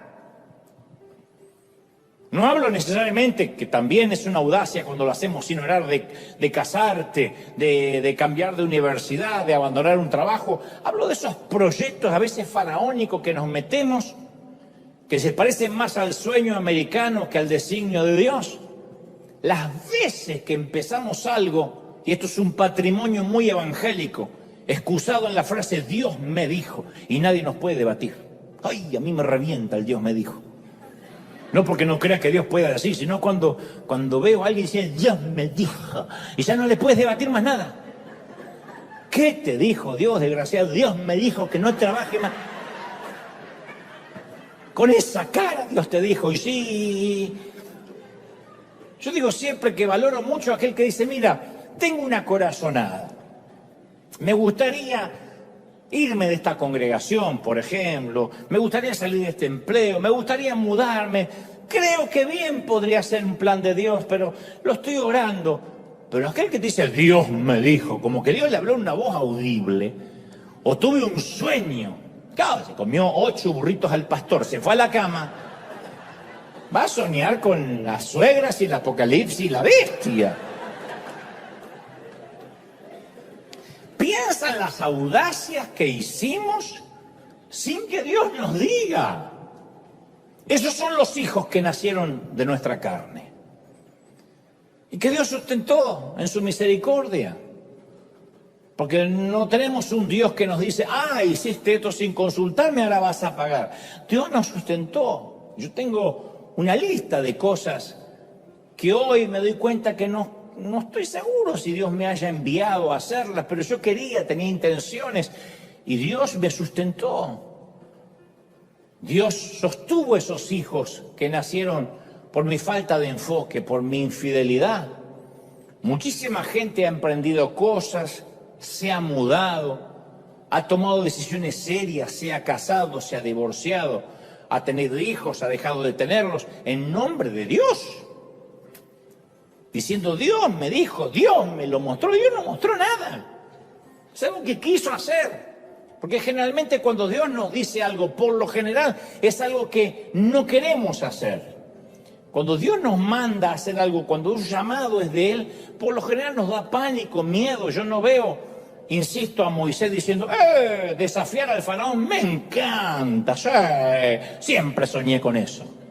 O a María diciendo, sí, quedar embarazada a esta edad, sí, y por el Espíritu Santo, me va a creer todo el barrio, me encanta. Los llamados generalmente no van en la misma dirección que nuestros deseos, son sueños, son deseos, pero no tenemos que apresurarnos diciendo, Dios me dijo, y darle la paternidad, asignar la paternidad a Dios. Dios respaldó algo que Él no nos pidió que hiciéramos. Hablo, insisto, de todas esas decisiones que tomamos que no nacieron en el propósito y en el corazón de Dios. Y después sufrimos y decimos, Señor, ¿por qué lo permitiste? Y Dios dice, ¿yo qué tengo que ver? Te di libre albedrío. Pero Dios está tan enamorado de nosotros que aún así cuida de nuestros errores, nos sigue amando, nos sigue usando, no nos desecha. Fue con ese mismo amor con el que Osea amó a sus hijos ilegítimos. Porque no solo amó a una mujer que sacó de la calle, sino que amó a los hijos de la prostitución, los crió, les dio un hogar, los respaldó. Y si Dios quería tipificar lo que Él hace con nuestras decisiones, ahí está. La cosa es que Oseas envolvió a Gomer en sus brazos, la sostuvo cada noche y ella se acurrucó.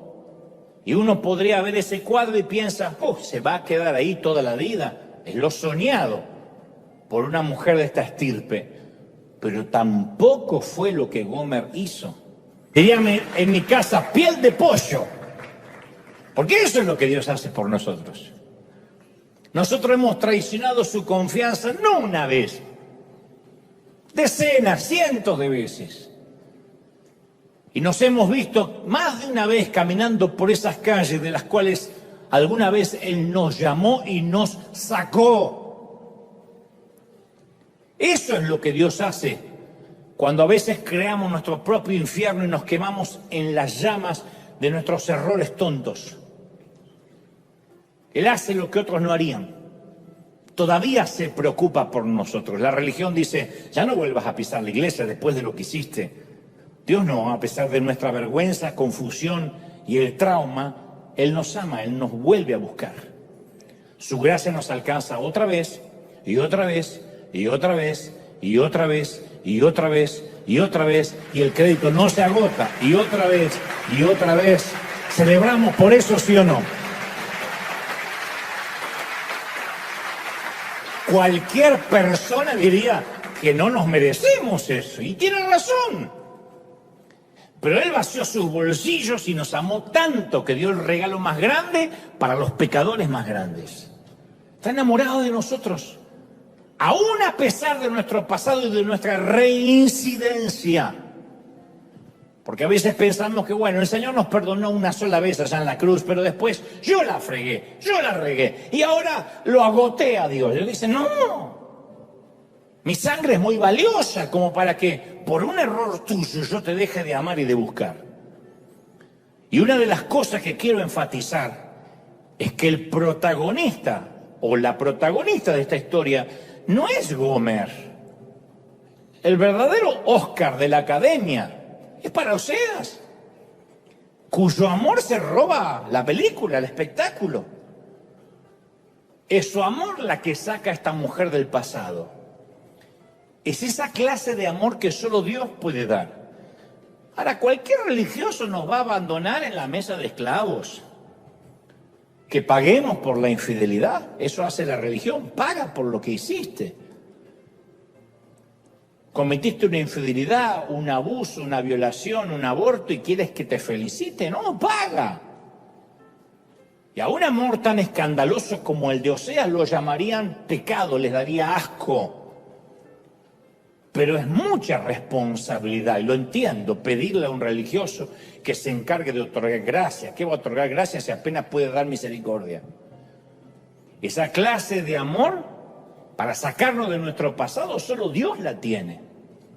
Una y otra vez, y nosotros no entenderíamos la escandalosa gracia si no hubiera historias como esta.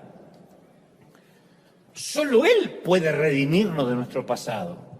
Él nos ama más allá de nuestros errores, quita el lodo, los errores y nos ve. Nuestro pecado no nos define para Él. Dios nunca nos llamaría el borracho, la adúltera, la loca, la chismosa, el ladrón. Nunca, nunca. ¿Por qué? Porque yo soy padre y tampoco definiría a un hijo con un adjetivo descalificativo. Nunca le diríamos a nuestro hijo el gordo, el inútil, el torpe, el ladrón, el vago. Sí.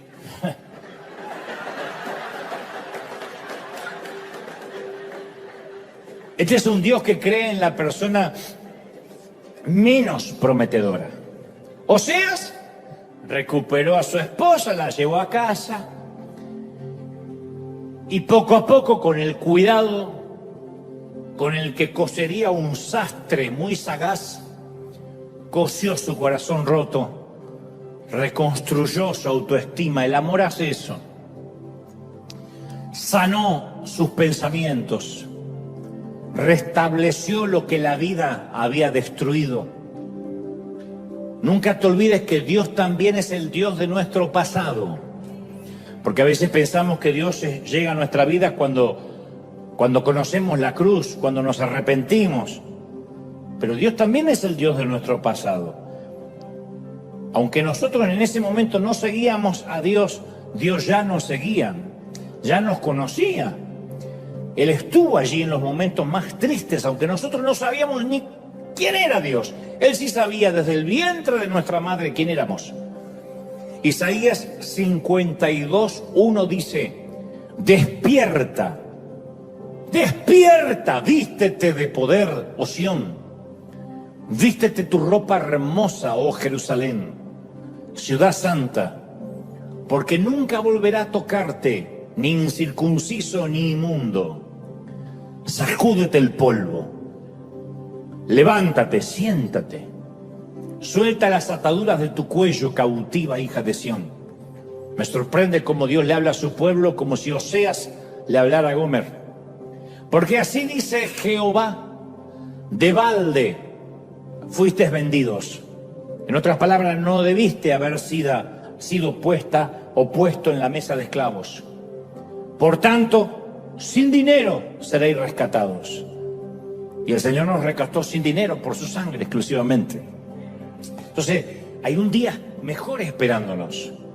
El amor de Dios no se avergüenza de nosotros. Tal vez sí fuimos desechables y nos lo merecíamos. Sin embargo, fuimos amados.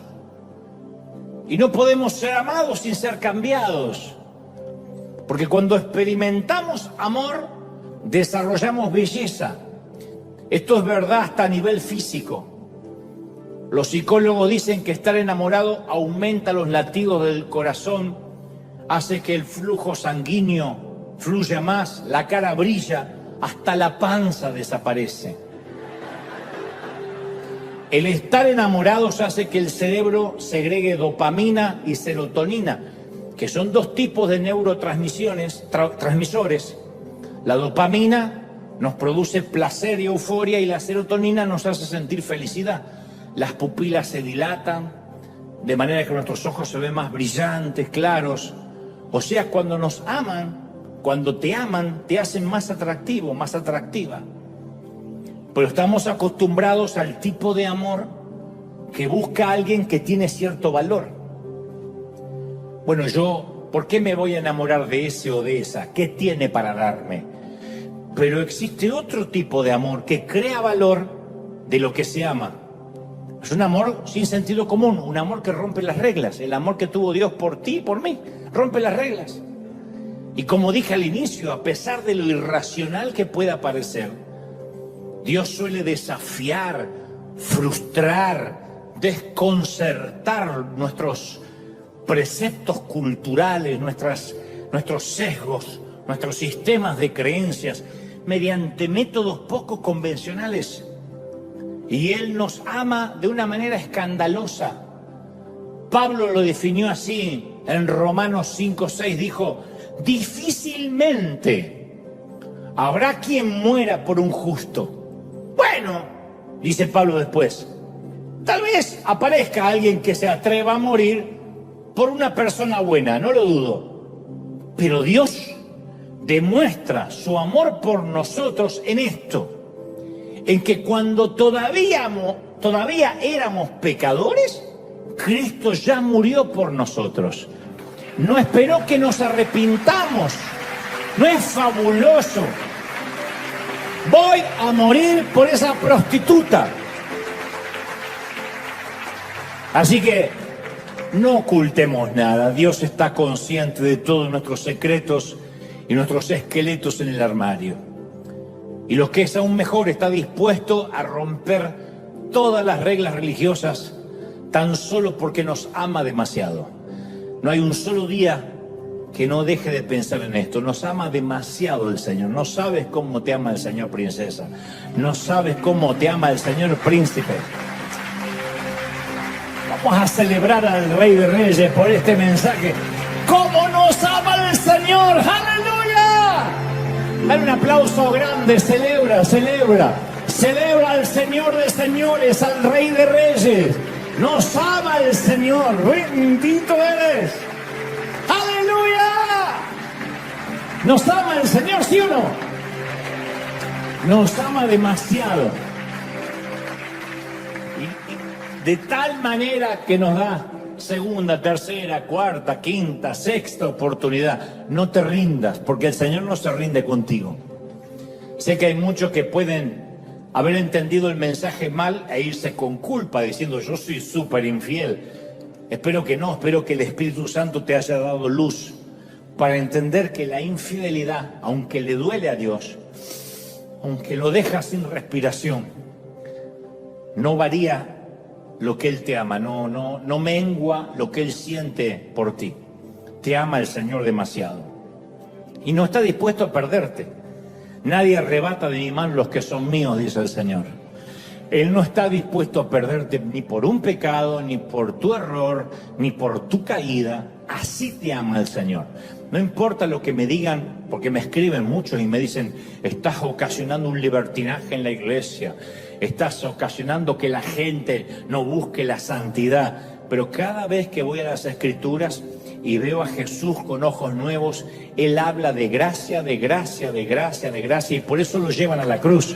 Pero Él habla de gracia, gracia escandalosa, gracia inmerecida. ¿Alguien lo recibe, sí o no? Y esa gracia nos perdona, nos redime, aleluya, nos sana. ¿Recibimos esta gracia, sí o no? En la historia de Jesús acerca de la oveja perdida, el animal se pierde y no es capaz de encontrar el camino de regreso a casa. Los que no estamos familiarizados con los rebaños, con las ovejas, no entendemos bien la metáfora. Yo siempre te he dicho que la oveja no es un animal inteligente. Me lo han dicho pastores en Israel. Todos sabemos que los animales en algún grado de inteligencia, si tienen algún grado de inteligencia, en algún momento van a tener su programa de televisión o su película. Los delfines tuvieron a Flipper, los monos a Chita, los gatos a Garfield, los perros y los caballos han tenido tantos que no se pueden mencionar, y hasta los cerdos tuvieron a un baby, el puerquito valiente. Pero no hay una oveja célebre, porque no hay forma de hacerla actuar, a menos que sea digital. Porque las ovejas son criaturas de costumbre, no son animales con iniciativa, las ovejas son seguidores. Y si una oveja va para un acantilado, todo el rebaño la sigue y se va cayendo atrás de la otra. Uno cree que en algún momento la oveja que va atrás dice, la oveja Lorena se fue. Creo que va hasta ahí, se cae, nunca regresó. Y la otra dice, ¿segura? Sí, sí. Y como 40 fueron atrás y también desaparecieron.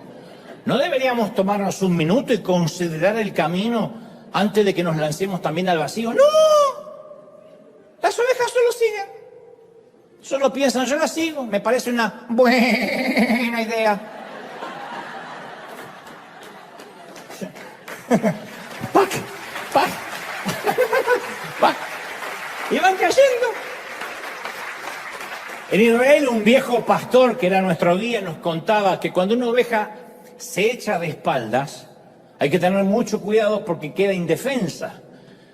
Pero si tiene mucha lana y está gorda, se suele acostar y suele pasar que el centro de gravedad del cuerpo cambia de manera que queda de espalda y las patas ya no tocan el suelo. Queda como las cucarachas cuando quedan dadas vueltas. Entonces es imposible que vuelva a ponerse en pie por sí misma. Entonces mientras está ahí acostada luchando, en su estómago de rumiante, que se llama el herbario, comienzan a acumularse gases por la posición. Es como cuando vas en avión.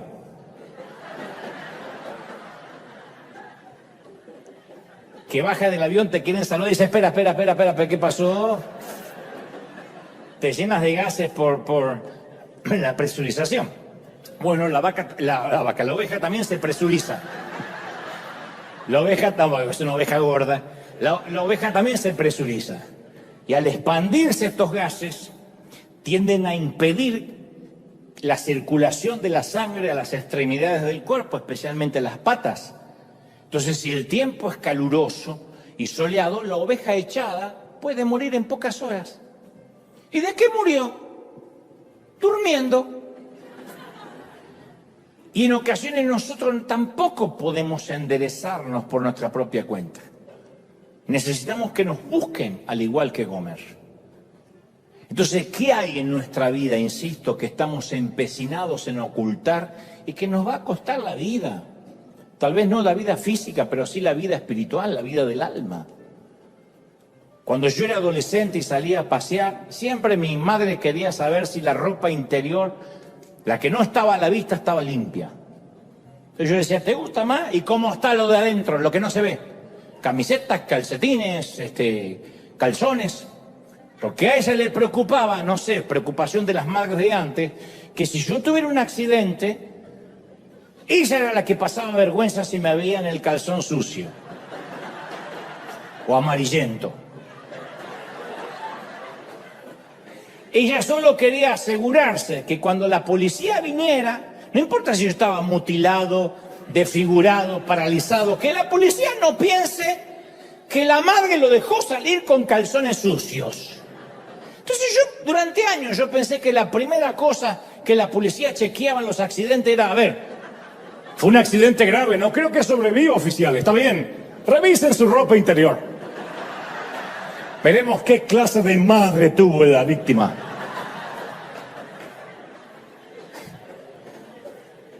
Pero Dios siempre va a hurgar en nuestro interior, y no me refiero a nuestra ropa interior, sino a todo aquello que intentamos ocultar. Dios sí hurga. Su amor llega hasta el valle más bajo de nuestra vida. Cuando finalmente Oseas se encuentra a Gomer, ella estaba perdida en el valle más bajo que como la encontró la primera vez. Algún amante furtivo se había cansado de ella y la había puesto en la mesa de esclavos y la estaban subastando como si fuera ganado. La primera vez la encontró cruzando la acera, ahora estaba encadenada. Era un fragmento de lo que esta mujer pudo haber sido. ¿Gomer?, preguntó él. Ella bajó la cabeza por la vergüenza. A veces las personas rotas estamos demasiado avergonzadas como para que nos puedan mirar a los ojos. Y cuando Oseas encontró a Gomer, ella ya no estaba vestida con las ropas finas que él les había comprado. Estaba toda despeinada. Sus uñas estaban descuidadas, no arregladas. Su vestido estaba raído. Su cabello estaba andrajoso. Su piel machacada, sus rodillas desnudas estaban temblando. Y los hombres se mofaban de ella y hablaban de esta mujer con obscenidades. Y el profeta, con el corazón destrozado, no sabía qué hacer y acudió a Dios llorando. Le dijo: Dios, ¿qué hago? Y Dios le dice: Oseas, ¿amas a esta mujer a pesar de todo lo que te ha hecho? Y no una vez, sino por segunda vez. Oseas admitió con la cabeza que la amaba, mientras le caían las lágrimas, y Dios le dice: ¿sabes? Ve y muéstrale tu amor por ella de la misma manera en que yo amo a la nación de Israel. Vuélvele a dar una oportunidad. De manera que Oseas se queda mirando a Gomer mientras la colocan en el banquillo, y para lograr un buen comprador, que era lo que se estilaba, la desnudaron completamente. El subastador la pellizcó, la tocó, la manoseó, mostró lo fuerte que era y comenzó la puja. Alguien ofreció 3 piezas de plata y Oseas subió a 5. Alguien subió la oferta a 8 y Oseas a 10. Otra persona ofreció 11 y él ofreció 12. Entonces Oseas ofreció 15 piezas de plata y una medida de cebada. Cayó el martillo del subastador y Oseas recuperó a su mujer. Estaba dispuesto a gastar todo lo que tenía para comprarla. De hecho, dicen algunos historiadores que posiblemente haya sido todo lo que tenía Oseas. Quedó en quiebra. Porque si este es el simbolismo de lo que Jesús hizo por nosotros, significa que lo dio todo. Él sentía por ella un amor que no lo avergonzaba. Se acercó a ella, la tapó, se la llevó de la mano a su casa. Y a continuación aparece el versículo probablemente más hermoso de toda la Biblia. Al llevársela Oseas consigo, le dijo: te quedarás conmigo por el resto de tu vida. No te volverás a prostituir. Nunca más serás de otro hombre. Y lo mismo yo haré contigo. Los hombres se rieron de Oseas. ¿Quién pagaría tanto por tan poco? ¿Quién daría su sangre por alguien que no vale nada?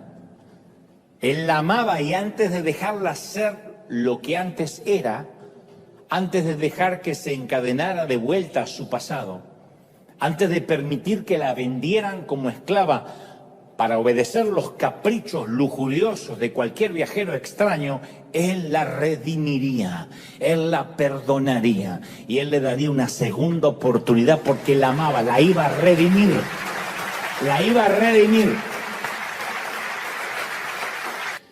En el Antiguo Testamento es una crónica despiadada, cruda, del dolor que nuestra infidelidad le causa a Dios. Es una metáfora, aunque está basado en una historia real, es una metáfora de cómo nuestra traición e infidelidad le duele a Dios. Dios le dice a su pueblo, nos hicimos promesas mutuamente. Y ustedes siempre confían de que yo voy a cumplir mis compromisos, que yo voy a ser fiel en cuanto a mi parte. Pero ustedes no cumplen con sus compromisos para conmigo. Y para dramatizar cuán herido se siente Dios por esta traición de sus hijos, Él instruye a un profeta recto, justo, llamado Oseas, para que haga una de las cosas más extrañas e inusitadas jamás pedida por Dios en toda la Biblia. Este joven, insisto, llamado Oseas, que se había reservado virgen y puro para una joven doncella, porque eso hacían los profetas, se sorprendió cuando Dios le mandó a que escogiera una esposa.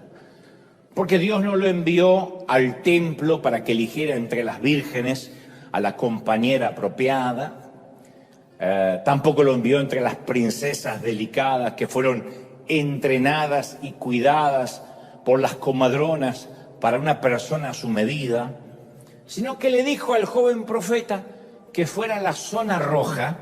En algunos países es la zona rosa, no importa el color, pero si tiene color la zona estás en problemas. Que fuera a la zona roja de la ciudad y escogiera a una mujer cuyo pasado estuviera manchado y mancillado con pecados degradantes. Una prostituta, una mujer de la calle. Dios le pide a Oseas que comparta su cama con una mujer que era un vivo retrato de la infidelidad. ¿Cuántos votos matrimoniales se habrán quebrantado en su cama? ¿Cuántas familias habrán quedado destruidas en los brazos de esta dama? Había pasado de hombre en hombre, de cama en cama, había sido machacada como una fruta de mercado, era el objeto de la lujuria, pertenecía al burdel. Todos saben quién es ella, a qué se dedica, no es un secreto, y muchos hombres conocen esas satinadas sábanas hebreas. Ella piensa, como toda mujer, que comercia con su cuerpo, que no sirve para nada más que apenas dar placer por unos pocos minutos a cambio de dinero. Es una mujer sin moral que se dedica a todo aquello que Dios detesta, mínimamente, ¿no?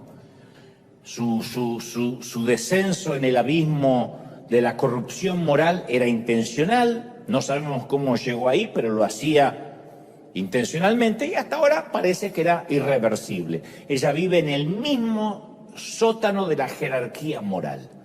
Y para que podamos visualizarla, a mí me gusta siempre graficar a la gente, para que puedan ver esto como si fuera una película. Está teñida de rubio platinado. ¿Cómo sé esto? Me imagino. Usa demasiado maquillaje, una exagerada sombra que rodea sus ojos pardos, botas de látex muy largas, una minifalda que apenas cubre su intimidad. Y debido a su adicción al cigarrillo tiene una voz ronca, grave, mastica chicle con la boca descaradamente abierta, simulando que es una mujer de mente libre, pero en realidad solo posee una ventaja, que no tiene nada que perder, ya lo perdió todo. Ella ya está en el peldaño más bajo del fondo del pozo. Y antes que nos disociemos de este personaje, que es lo que suele suceder en el inconsciente colectivo decir, bueno, va a hablar de una prostituta, gracias a Dios yo no me identifico. Yo quiero mostrarte todas las cosas en común que tenemos con esta mujer. Para empezar, todos alguna vez estuvimos en su lugar, todos. Puede que no vendamos nuestro cuerpo, pero todos en algún momento hemos vendido nuestra lealtad, nuestros principios, nuestros dones, nuestros talentos, hemos comprometido nuestras convicciones. Todos lo hemos hecho alguna vez. Esos momentos que decimos, ¿y por qué mentí? Si no hacía falta, soy un adulto, soy una adulta. ¿Por qué comprometí mis convicciones por esta bobería? ¿Y por qué no dije la verdad? ¿Y por qué se me ocurrió decir esa estupidez cuando me preguntaron por tal o cual cosa? Todos en algún momento prostituimos la verdad, todos. Todos en alguna ocasión hemos dicho yo he pecado demasiado, he fracasado demasiado, me he tropezado con demasiada frecuencia. Bueno, tal vez nuestro pasado, insisto, no sea tan truculento como esta dama, pero en algún momento nos hemos sentido en el fondo del basurero de la sociedad. En primera instancia, cuando uno regresa a esta historia, pensaría que este es un ejemplo de obediencia debida. Obediencia debida se usa en las cortes militares cuando no se puede juzgar a un soldado por cometer, por ejemplo, un crimen si fue la orden de alguien superior. Se llama obediencia debida. A lo menos, no digo que no se lo condena, pero al menos tiene cierto meritorio o cierto atenuante, porque dice yo cumplía órdenes de mi jefe, de mi capitán, de mi sargento. Uno pensaría que Oseas está haciendo eso, obediencia debida. Obedece con asco y con asco va a buscar a una mujer de la calle. Pero el verdadero asunto, que parece difícil de explicar en esta historia, es que cuando Oseas vio a esta mujer, y esto está en el libro que lleva su nombre en las Escrituras, cuando Oseas ve a esta mujer, la ama profundamente. Dios creó en él un amor por esta mujer difícil de amar. Y esto es lo que Dios hace. Amar a la gente difícil de amar. Si no, mírense. Bueno, tal vez aquí haya personas tan puras, tan impolutas, a las que Dios no se les hace difícil de amar. Si ese es tu caso, lo celebro. Estás en la congregación equivocada. Pero la mayoría de nosotros nos parecemos otra vez a esta mujer. El nombre de ella es Gomer. Cuando Oseas vio a Gomer, le ofrece darle el honor, la dignidad y el respeto de llegar a ser su mujer, su esposa. Y a los que les gusta tener el recetario de cómo Dios actúa, de qué Dios le agrada y qué es lo que no le agrada a Dios, obviamente opinaban que Oseas estaba cometiendo no solo un pecado mortal, sino un error irreparable, irreversible. Y además, ¿a quién podía contarle Oseas que se había enamorado de una prostituta y por orden de Dios encima? ¿Qué consiervo le creería? ¿Con quién habla uno esas cosas en las cuales no tiene a nadie para imitar delante? No estoy hablando necesariamente de algo que vaya contra lo que culturalmente es la moral. Digo, cuando Dios nos envía a hacer algo que no tiene precedentes, que uno no puede platicar con nadie porque es algo que Dios te pidió a ti de manera única y no tienes a quien consultarle y decirle cómo tú hiciste. Oseas no pudo llamar por celular a otro profeta y decirle, cuando Dios te mandó a ti a casarte con una prostituta, ¿cómo lo manejaste en las redes? No tenía a quien consultar. Porque aparte todo hombre sabe que ningún hombre de verdad se enamora de una prostituta. ¿Cómo este hombre va a caminar con dignidad de la mano de esta mujer? No buscas a alguien así, al menos para una relación seria. No fueron a la misma universidad, ni al mismo seminario, ni a la misma escuela dominical. No tenían los mismos valores, no tenían las mismas convicciones, no creían en lo mismo. A ver, ella debía hacer algo con qué jugar, como un gatito juega con el estambre, usada y dejada atrás. Pero cuando él la vio, la amó profundamente. Él vio su potencial, vio su futuro. Dios le presta de algún modo su corazón, la manera en que Dios nos mira a nosotros. Y él, Oseas, se dio a la tarea de desenredarla de ese pasado. Esa es la tarea que todas las almas heridas en algún momento debemos aceptar. Es la tarea de sanarnos más allá de las tragedias, de los infortunios de la vida. Ahora imagina a Oseas en una esquina de la zona roja, mirando a Gomer al otro lado de la acera. Ahí está su futura prometida, exhibiéndose, ofertándose, vendiéndose. Ahí está en la sección de descuentos de la degradación. Y Oseas no la ve como una prostituta, la ve como su esposa. La ve como, es más, la madre de sus hijos. Se enamoró de ella, aunque eran obviamente una pareja dispareja. Eso es yugo desigual por excelencia. Imagínate la opinión evangélica del momento. Fue tendencia en las redes sociales. Apóstata, siempre supimos que iba a mostrarle el hacha. ¿Te imaginas los videitos que editaron donde se lo ve a Oseas merodear la esquina donde trabajaba Gomer? Los memes que hicieron. El título que se viralizó fue: encontramos a Oseas haciendo una propuesta indecente.